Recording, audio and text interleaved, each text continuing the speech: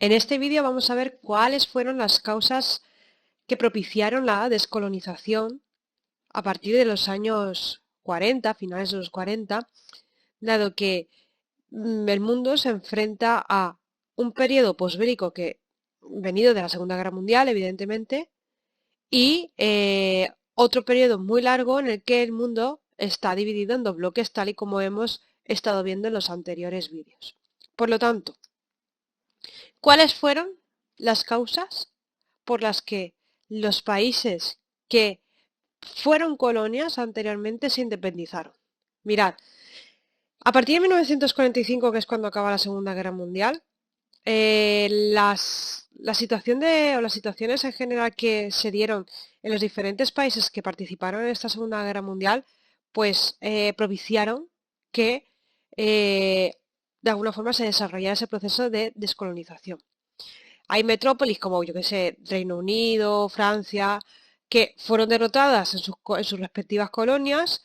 Hubo otras metrópolis como Japón y Alemania que se aprovecharon de eso y ocuparon parte de esos territorios. Pero claro, al fin y al cabo, esto lo que va a hacer es poner de manifiesto la debilidad de todas las potencias, sobre todo estas potencias, estas dos grandes potencias que fueron Reino Unido y Francia. Y además, dentro de las mismas colonias, poco a poco, el prestigio de estos grandes países cada vez más se ve puesto en duda. Digamos que ya no tienen tanto prestigio, ya no son tan importantes, ya no se piensa en la superioridad de la raza blanca en muchos lugares, ya no se piensa que las potencias europeas son imbatibles. Por lo tanto, vamos a ver que todo eso va a propiciar un clima que se va a ir desarrollando durante la Guerra Fría en el que estas colonias van a ser países independientes. Así que, ¿cuáles son los factores que van a favorecer esta descolonización? Por un lado, vamos a ver que, como he dicho, se van a debilitar las grandes metrópolis por las dos guerras mundiales, sobre todo por la segunda, que es la más reciente.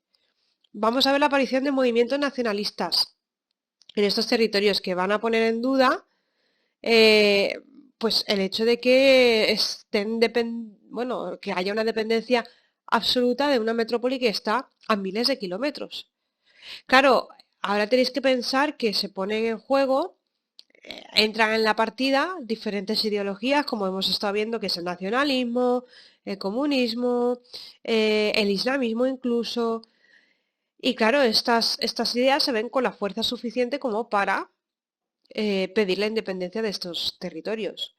Además, si os acordáis, ya vimos la fundación de la ONU a raíz de la conferencia de Yalta, después de la Segunda Guerra Mundial, en el año 47. La ONU, que tenéis ahí, y la SDN, que es la Sociedad de Naciones, ¿vale? Estos organismos internacionales van a dar apoyo a través de la Declaración Universal de los Derechos Humanos, por ejemplo, que es en 1948, que proclama el derecho de los pueblos a autodeterminarse, es decir, a ser independientes. Así que ya tenemos que dos grandes organismos, los más importantes actualmente también del mundo, apoyan estos movimientos independentistas. Claro, a ello se le une que los dos grandes bloques encabezados por la URSS y Estados Unidos, respectivamente, van a tener una actitud anticolonial. ¿Por qué? Porque precisamente la URSS no tiene ninguna colonia y Estados Unidos, bueno, Estados Unidos, dependiendo qué entendamos por colonia, pero vamos, vamos a decir que no tiene ninguna colonia. Así que eso lo que va a propiciar es que al no poseer imperios coloniales, van a tener un interés enorme, ambas potencias, en debilitar a aquellos países que sí que tienen territorios colonizados. ¿Y qué van a hacer? Apoyar esos movimientos independentistas para debilitar precisamente a estas metrópolis, sobre todo ya lo que os he dicho, Francia y Reino Unido. Vamos a ver que también dentro de la misma sociedad europea hay un pensamiento ahora nuevo que es el de oponerse a lo que viene siendo pues el hecho de que existan colonias, porque al fin y al cabo, ya como hemos visto en anteriores temas, eso es imperialismo. Entonces hay una opinión cada vez más importante en cuanto a número de personas que lo piensan, que es, vale, nosotros estamos en contra del colonialismo, porque significa la sumisión de otros pueblos a unas ideas que no son naturales para ellos. Así que, teniendo esto en cuenta, vamos a ver que hay diferentes fases dentro de la descolonización. Por un lado, vamos a ver una primera fase, sobre todo a partir del final de la Primera Guerra Mundial hasta la Segunda Guerra Mundial, que tal como dice ahí, hay una independencia de las antiguas colonias, sobre todo turcas, de Alemania. Daos cuenta que Alemania pierde la Primera Guerra Mundial y por lo tanto la poca colonia que tenía en África desaparece. Y ahora son mandatos que están bajo la tutela de la Sociedad de Naciones. Y ya hay otra etapa que es después de la Segunda Guerra Mundial, a partir del año 45 hasta el año 75 más o menos, que más o menos, insisto, porque hay países que se independizan posteriormente. En el 75 vamos a ver que la mayoría de países asiáticos y africanos se han independizado de sus colonias.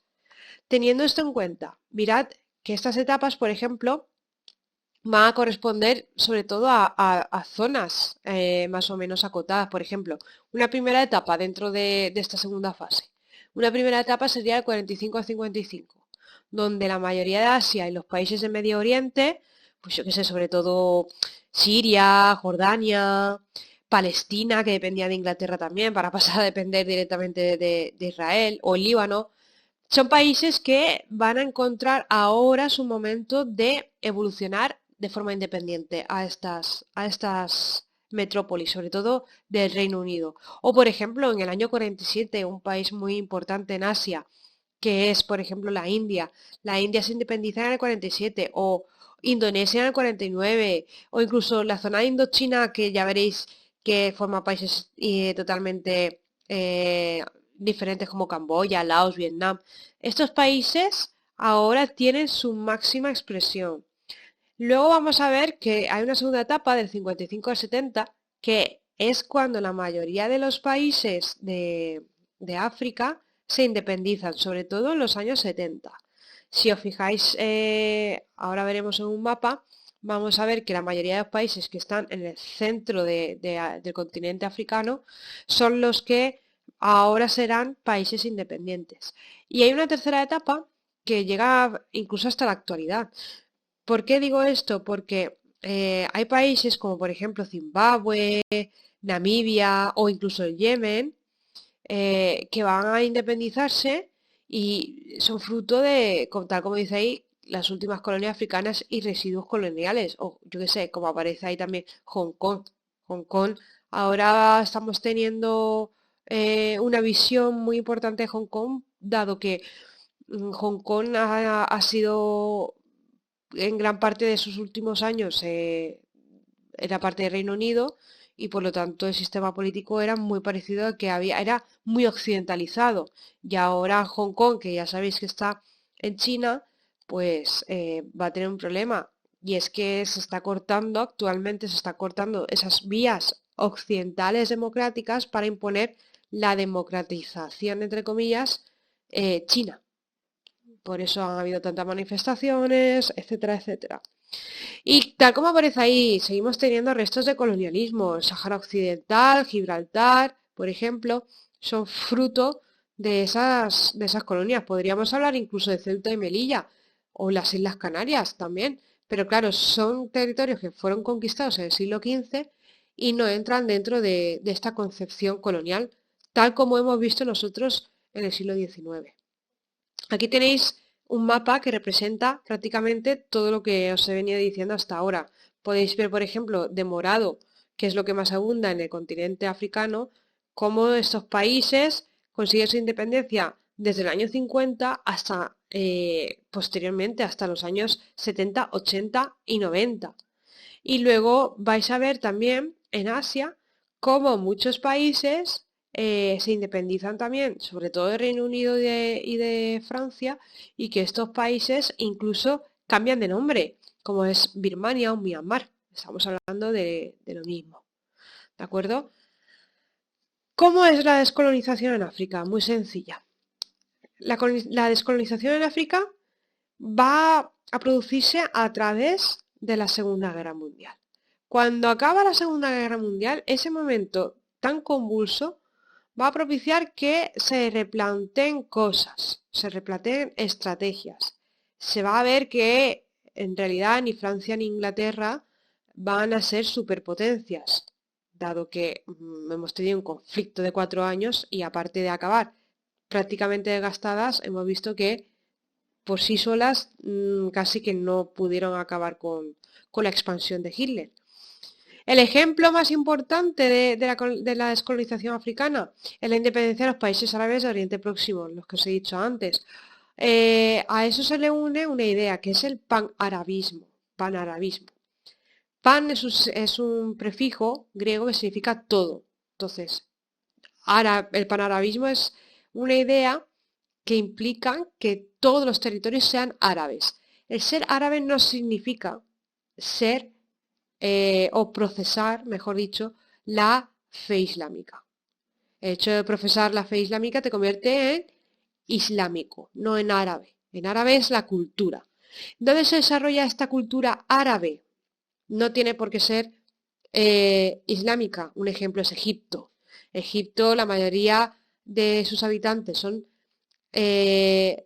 aparte de ser árabes, pertenecen al Islam, pero luego hay otras partes sociales que son cristianas, que son los coptos, por ejemplo, pero son árabes.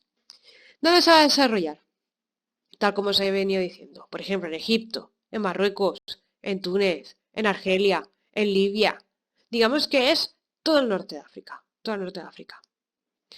Vamos a ver que también se va a producir, me paso a la siguiente parte, se va a producir en el sur el panafricanismo, es decir, si tenemos el mapa de África, voy a volver aquí atrás y lo cortamos por la mitad, esa mitad de ese centro se va a llamar, bueno, es la zona donde están todos los bosques lluviosos, toda la zona de las selvas, etcétera, toda la zona más próspera, es la línea que cruza el Ecuador, evidentemente. Hacia el norte vamos a ver estos países que son más arabizados y hacia el sur vamos a hablar de países más panafricanos. Es la típica África negra. También se conoce como la África subsahariana. Vamos a ver que esta África negra va a tener problemas en las nuevas naciones. ¿Por qué? Porque si os fijáis en el mapa, se van a crear fronteras muy artificiales, cortadas con escuadra y cartabón, fruto de esas colonias que se hicieron sin tener en cuenta a la población, se hicieron esas fronteras sin tener en cuenta cómo esa población vivía, si se llevaba bien, si se llevaba mal, si tenían nexos comunes, si no. Claro, ahora esos países van a tener fronteras artificiales igualmente. Vamos a ver que hay una falta enorme de infraestructuras, que eso va a provocar también que haya pobreza, que se van a establecer regímenes dictatoriales y que va a haber guerras civiles dentro de la población por el control de los recursos que son explotados para Occidente, para el primer mundo. ¿De acuerdo? O sea, muchos de estos regímenes dictatoriales muchas veces cuentan con el beneplácito de los países desarrollados, porque son ellos los que explotan estos recursos tan importantes y que les interesa tener este tipo de gobierno precisamente para hacerse con el monopolio de estos recursos. Es algo que ya iremos hablando también. Vamos a ver también, os voy a meter en esta sesión, la sesión 6. ¿Cuáles son los movimientos que hacen y dejan de hacer estos nuevos países, tal como os he venido diciendo en muchas sesiones anteriores? Si os acordáis, os dije, el mundo está dividido en dos bloques, pero hay un tercer bloque que se alinea, se une, y este tercer bloque es llamado tercer mundo. No tercer mundo porque sea pobre, que coincide posteriormente con los países más pobres, evidentemente, sino que no se unen ni a las ideas capitalistas ni a las ideas comunistas. ¿De acuerdo? Teniendo esto en cuenta, aquí tenéis, por ejemplo, la representación de algunos de los países recién independizados que van a formar parte de ese tercer mundo y que van a realizar una serie de reuniones y de conferencias y de plataformas incluso que ejercen como una tercera vía, como una alternativa a esa guerra fría entre dos bloques. Así que, ¿cuál es, cuál es el acometido? Hacer ver que hay una voluntad de todos estos estados que son neutrales y que se alejan de la política de bloques y que existen y que son nuevos países y que tienen ganas de participar y de desarrollarse tal y como sus metrópolis lo están haciendo también. Así que, a partir de este momento, sobre todo a partir de la conferencia de Bandung, que es una reunión donde se reafirma el derecho de los pueblos a disponer de sí mismos, de tener ellos su propia soberanía, de que ellos son iguales ante el resto de naciones, que se condena incluso toda discriminación racial, es decir, todo racismo, rechazar la intervención de cualquier Estado en sus asuntos políticos. Todas estas ideas Todas estas ideas ya se están haciendo y para hacer un frente fuerte lo que hace es reunirse en Bandung, que lo tenéis en Indonesia. La conferencia internacional de Bandung es en 1955 y a partir de esta conferencia donde hacen un frente o intentan hacer un frente fuerte, va a extenderse la idea de la dominación del tercer mundo. Es decir, es una denominación que al final se extiende por este conjunto de países que no se alinean con ninguno de los dos bloques. Defienden la coexistencia pacífica, el derecho al desarmarse, la prohibición de armamento atómico. Digamos que de alguna forma buscan una cooperación mundial para aliviar el clima de tensión generado por la URSS y Estados Unidos. Así que el último objetivo que tiene fue, de alguna forma, establecer una serie de alianzas entre estos estados neutrales y esto se va a ver no solamente en la conferencia de Bandung, sino también en otra conferencia que hacen en Belgrado en 1961. Así que, ¿cuáles son las conclusiones a las que llegan en Bandung? Se condena el colonialismo, se rechaza la discriminación étnica y el racismo, propugna el derecho a autodeterminación, apoya a los pueblos que estén luchando por la independencia. Estamos hablando que si esto es en el 55, pensad que era África hasta los años 60-70 no se independizan la mayoría de los países. Por lo tanto, vamos a ver que estos países que se reúnen, vais a ver que la mayoría de África no están, porque no son independientes aún. Así que sí que van a apoyar su independencia. Van a cooperar entre sí de forma económica, cultural, van a fomentar el valor de las culturas nacionales, van a proclamar una declaración de los derechos del hombre similar a la que hizo la ONU en el 48. Claro, al final, otra idea, aparte del tercer mundo, como concepto de estos países que no se alinean, la tenéis ahí abajo, que es el movimiento de los países no alineados. ¿De acuerdo? Esas serían las ideas más principales. Aquí tenéis algunas de las ideas a las que se llega en esta declaración en Bandung. Le echáis un ojo para vuestro interés personal. Y vamos a hablar de otra idea muy importante que se llama neocolonialismo. Neo es otro prefijo griego que significa nuevo. Nuevo colonialismo. Vale. ¿Cómo es ese nuevo colonialismo? Es el colonialismo que se ejerce hoy en día, básicamente. Porque muchas veces esta independencia política de estos estados o de estos nuevos territorios, pues no vino acompañada tampoco de una independencia económica. Van a estar dependiendo sobre todo de sus metrópolis y de los grandes países desarrollados. Así que desde el final de los 70 vamos a oír hablar de un nuevo término que se denomina eso, neocolonialismo. Es una nueva forma de dominio que sí, que lo que hace es, voy a respetar el país, sus gobiernos, su soberanía nacional, ellos son independientes, evidentemente, pero económicamente van a seguir dependiendo de los estados más ricos. Así que estamos hablando que hay una gran desigualdad entre estos países y los países de los que depende económicamente. La dominación, evidentemente, no es visible o es prácticamente invisible y el crecimiento económico de esos territorios es muy escaso. Hay un intercambio desigual, ¿por qué? Porque los países de los que accede a sus materias primas, por ejemplo, Europa accede a esas materias, pongo Europa como ejemplo porque es el que evidentemente estamos viviendo. Europa, por ejemplo, accede a esas materias primas de forma muy barata.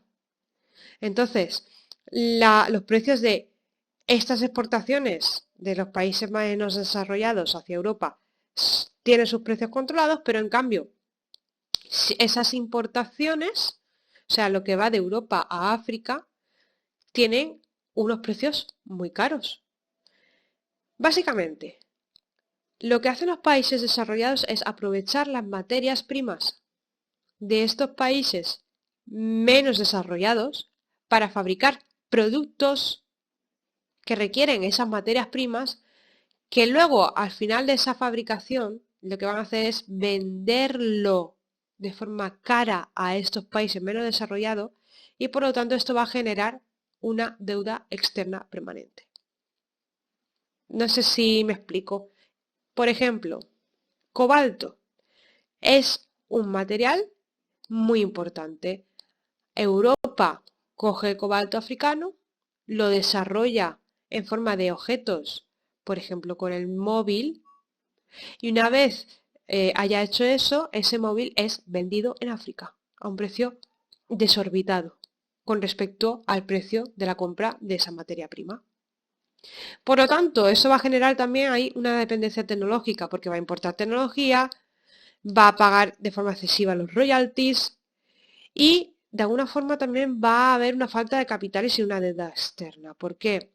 Porque básicamente vamos a ver que hay actividades de subsistencia, es decir, en África, hablo en África general, aunque no es en toda África, pero sí en la mayoría de los países africanos.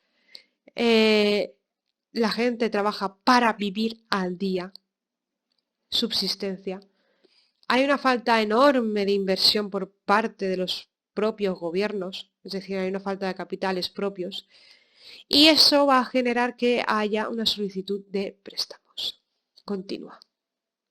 Dicho esto lo haremos en clase y veremos cómo no solo Europa o los países desarrollados van a intervenir en África, sino otros países y otras potencias.